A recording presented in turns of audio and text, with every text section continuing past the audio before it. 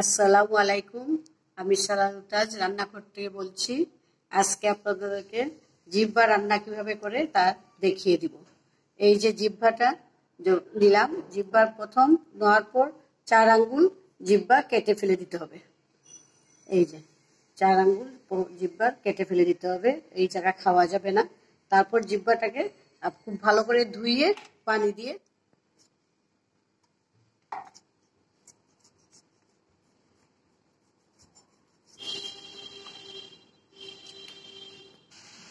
সব চামড়া সুন্দর করে কেটে ফেলতে হবে।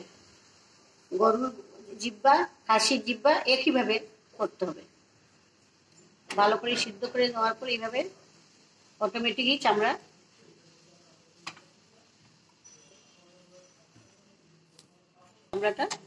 ফেলে দিতে হবে। এরপর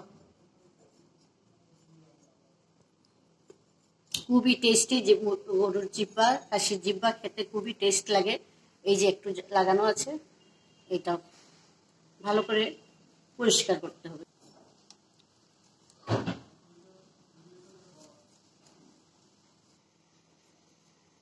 চাক চাক করে কাটো, এটা একটু কেটে নেবেন।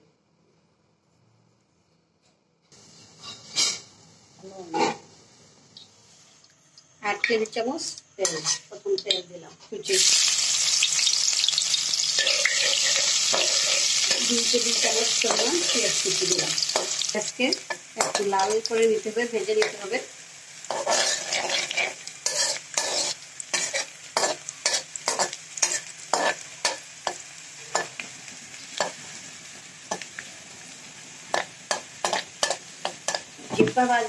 জিহ্বা ভুনাতে বেশি মশলার প্রয়োজন হয় না।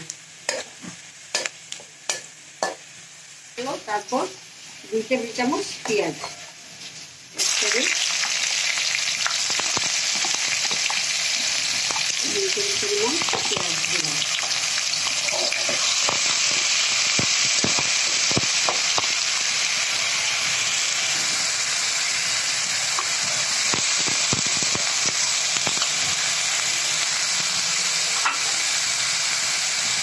রসুন আদা টেবিল চামচ, পানি দিই কষানোর জন্য।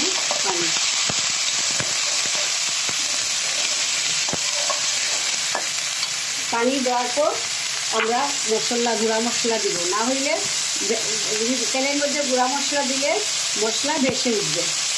1 টেবিল চামচ মরিচের গুঁড়া, আধা টেবিল চামচ হলুদের গুঁড়া, জিরা 1 চা চামচ,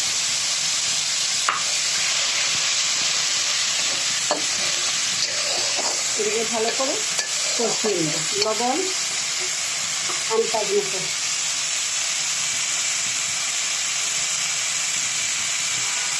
তারপর আমরা 1 টেবিল চামচ সিরকা দিব।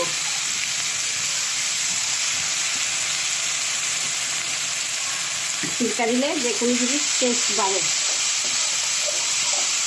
খুব ভালো করে কষিয়ে নেব। এলাচি দারচিনির গুঁড়া 1 টেবিল চামচ, এলাচি দারচিনি সব মশলা একসাথে গুঁড়া করে রেখে দিন। এলাচি দারচিনি জায়ফল জেফরি,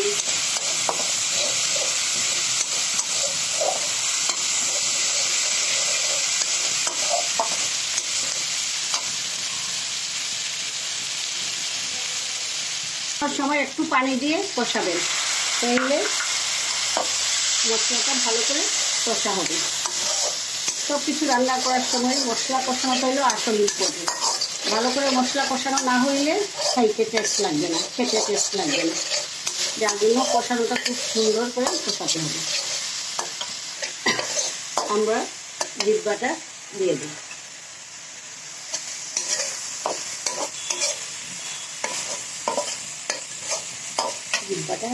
জিহ্বাটা ভালো করে কষিয়ে নিই। সময় সবসময় গরম পানি ব্যবহার করলে খুব ভালো।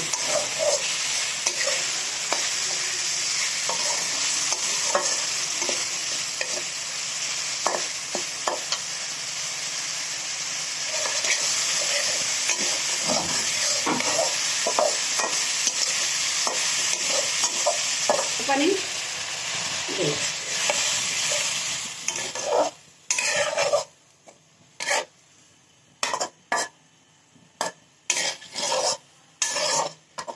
বেশি পানি লাগবে না, আমার তো আগেই জিহ্বা সিদ্ধ করে রেখেছি।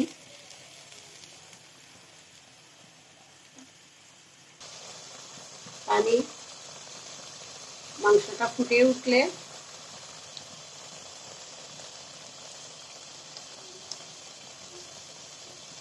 আঁচে দিয়ে, আগুনটা একটু কমিয়ে হালকা আঁচে দিয়ে কাঁচামরিচ উপরে দিয়ে 10 মিনিট রেখে দিই।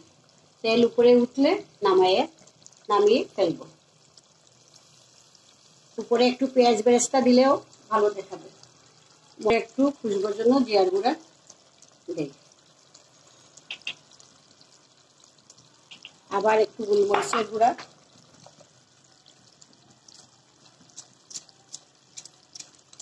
দশ মিনিট পর তেল ভেসে উঠেছে, দেখেন কি সুন্দর মজাদার মজবা রান্না হয়ে গিয়েছে।